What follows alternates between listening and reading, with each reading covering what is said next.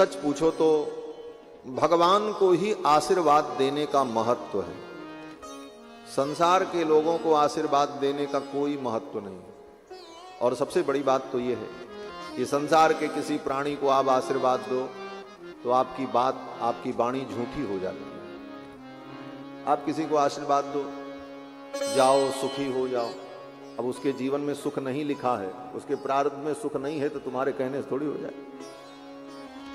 आपने किसी को आशीर्वाद दिया चिरंजीवी रहो,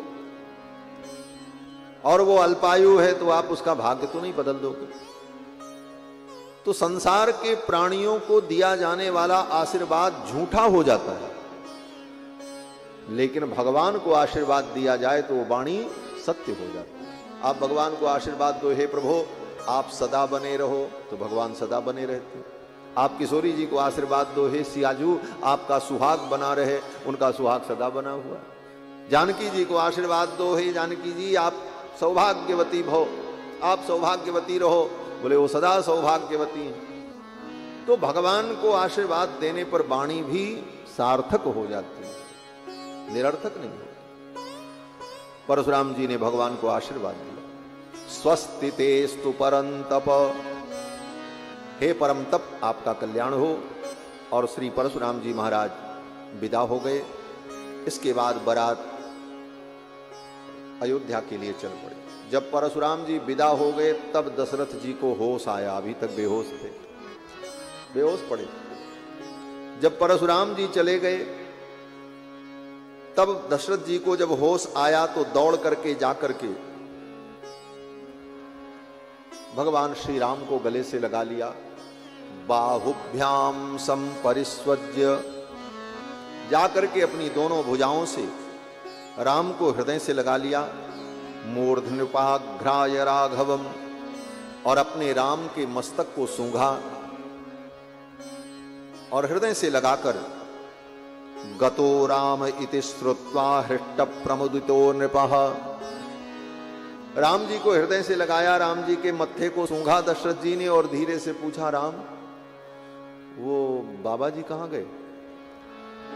राम जी ने कहा, पिताजी वो तो कब के चले गए। बोले गए? बोले हाँ। अरे तब तो फिर अभी तक तो दशरथ जी की वाणी नहीं निकल रही थी महाराज। धीरे से पूछा, राम वो बाबा जी कहां? राम जी ने कहा वो गए। अरे गए? फिर तो बड़े उत्साह में दशरथ जी महाराज। वाल्मीकि जी कहते हैं गतो राम इति श्रुत्वा, राम जी ने कहा वो परशुराम जी चले गए। गतो राम इति श्रुत्वा हृष्ट प्रमुदितो नृपः, दशरथ जी महाराज प्रमुदित हो गए, हृष्ट हो गए, प्रसन्न हो गए। बोले प्रसन्न हुए तो कैसे प्रसन्न हुए होंगे?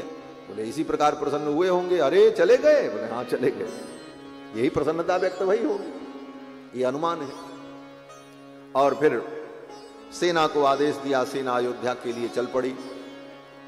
बराती चल पड़े और बड़े बाजे गाजे के साथ धूमधाम से बारात अयोध्या पहुंची। फिर तो माताओं ने चारों बहुओं की आरती उतारी और आरती उतार कर चारों बहुओं को गोद में लेकर माताएं महल के अंदर गई, क्योंकि छोटी छोटी बच्चियां ही तो थी। बहुओं को गोद में लेकर माताएं महल में गईं और फिर अनेक प्रकार के विधि विधान हुए। मुंह दिखाई का विधान हुआ। बहू आई तो सासू मां मुंह देखने लगे। अब मुंह देखने में तो नेक देना पड़ता है। मुख दर्शन में महारानी कौशल्या ने और केकई ने, सुमित्रा ने अलग अलग नेक दिए, उपहार दिए, और माताओं ने भी दर्शन किया। ये सब चल रहा था। बहुत देर तक ये सब कार्यक्रम जब चल रहा था तो दशरथ जी को अच्छा नहीं लगा।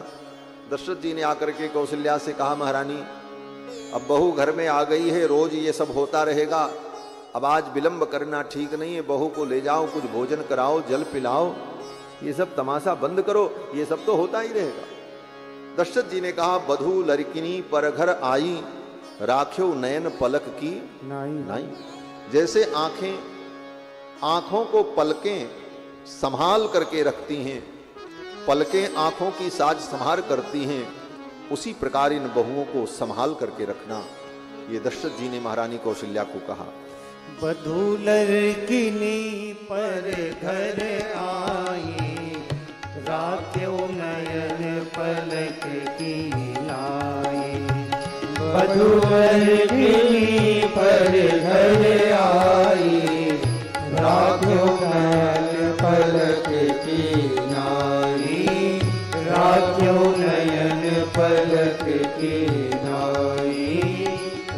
राख्यो नयन पलक की नाई। दशरथ जी ने कहा जैसे पलकें आंखों की संहार करती हैं, उसी प्रकार इन बहुओं को संभालना। और मां कौशल्या ऐसी ही सासू मां है। कैसी सासू मां है? बोले एक सासू मां तो वो होती है जो बहू को सांस नहीं लेने देती। महाराज एक देवी जी मिली, उन्होंने कहा महाराज आप बहुत पढ़े होगे शास्त्र, लेकिन एक बात नहीं जानते होगे। हमने कहा क्या? बोले सास का क्या अर्थ है मालूम है? हमने कहा सास का अर्थ है पति की जो माँ होती उसी को सास कहते हैं। बोले तब आपको पता नहीं? बोले जो बहू को सांस न लेने दे उसी का नाम सास है।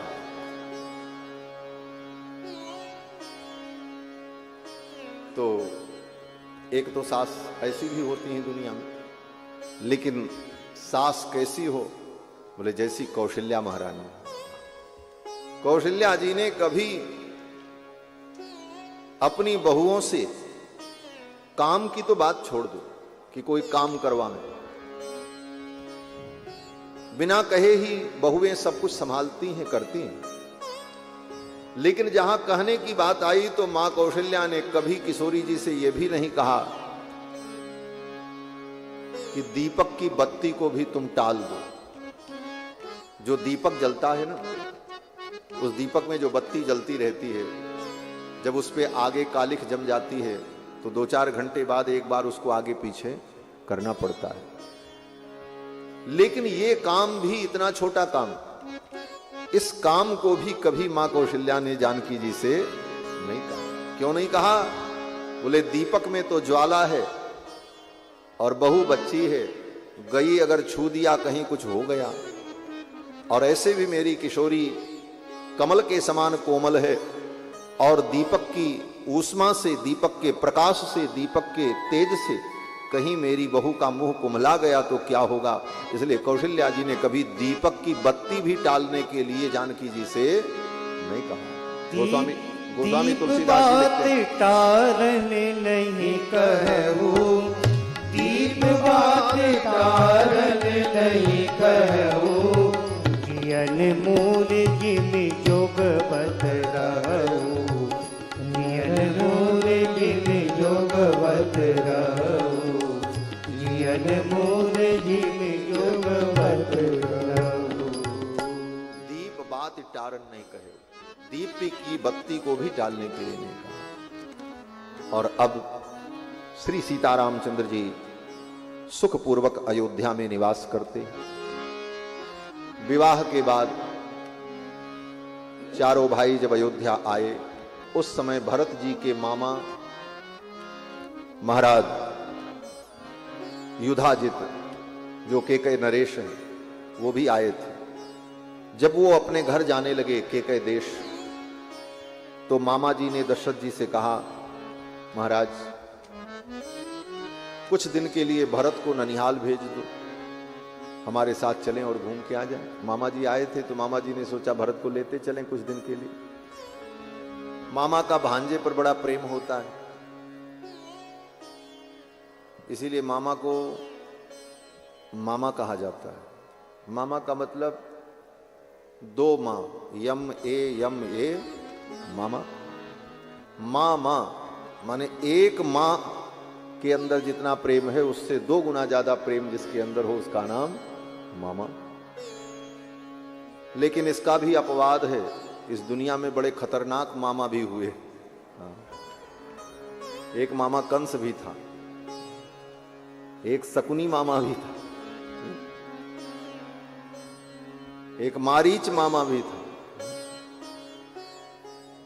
लेकिन एक मामा भगवान कृष्ण भी थे, जिन्होंने अपने भांजे अभिमन्यु को समस्त विद्याओं में पारंगत बना दिया।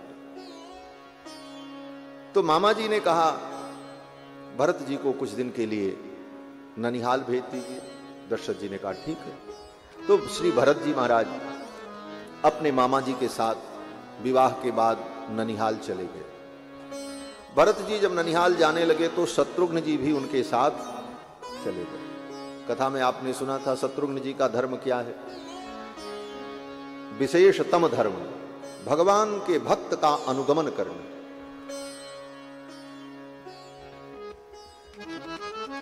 शत्रुघ्न जी भगवान के पीछे नहीं भागते हैं, शत्रुघ्न जी भगवान के भक्त के पीछे भागते हैं। भगवान के भक्त का आश्रय ले लो, बिना परिश्रम के ही भगवान के चरणों तक पहुंच जाओ। यह सबसे सरल उपाय है। शत्रुघ्न जी भरत जी का अनुगमन करते, और जब भरत जी मामा जी के घर जाने लगे तो शत्रुघ्न जी भी चले गए। अब शत्रुघ्न जी के कोई मामा तो है नहीं, वो ऐसे तो मामा मामा ही हैं। अरे भरत जी के मामा हैं तो शत्रुघ्न जी के भी मामा लगेंगे ही, लेकिन अगर देखा जाए तो सगे मामा जी तो नहीं। और मामा जी ने शत्रुघ्न के लिए कहा भी नहीं कि तुम चलो, भरत जी ने भी नहीं कहा शत्रुघ्न से कि तुम चलो, और दशरथ जी ने भी नहीं कहा, लेकिन शत्रुघ्न जी बिना कहे भरत जी के पीछे पीछे चल पड़े। एक श्लोक में शत्रुघ्न जी की इस भक्ति का वर्णन वाल्मीकि महर्षि ने किया है। गच्छता मातुल कुलम भरतेन तदा नघः शत्रुघ्नो नित्य शत्रुघ्नः नीतः प्रीति पुरस्कृतः। गच्छता मातुल कुलम, जब भरत जी अपने मामा के घर जाने लगे तो शत्रुघ्नो नित्य शत्रुघ्नः, श्री शत्रुघ्न जी महाराज जो नित्य शत्रुओं का विनाश करने वाले हैं। नित्य शत्रु कौन? बोले शत्रु दो प्रकार के होते हैं, एक बाहरी शत्रु, एक भीतरी शत्रु। बाहरी शत्रु कौन है? बोले जो आपकी संपत्ति के कारण, आपके पद के कारण, आपके प्रतिष्ठा के कारण और किसी अन्य कारण से आपका दुश्मन बना हुआ है, वो तो बाहरी शत्रु है। और भीतरी शत्रु कौन है? बोले भीतरी शत्रु काम, क्रोध, लोभ, मोह, ये भीतर के शत्रु हैं, जो आपके अंदर बैठे हैं और आपको दुख दे रहे हैं, और आज से नहीं जन्म जन्मांतर से दुख दे रहे हैं। तो शत्रुघ्न जी महाराज जिन्होंने अपने भीतरी शत्रुओं का विनाश कर दिया, शत्रुघ्नो नित्य शत्रुघ्नः, अपने नित्य शत्रुओं का जिन्होंने संहार कर दिया, अर्थात अपनी कामना को, अपने क्रोध को, अपने लोभ को, अपने मोह को, सबको जीत लिया।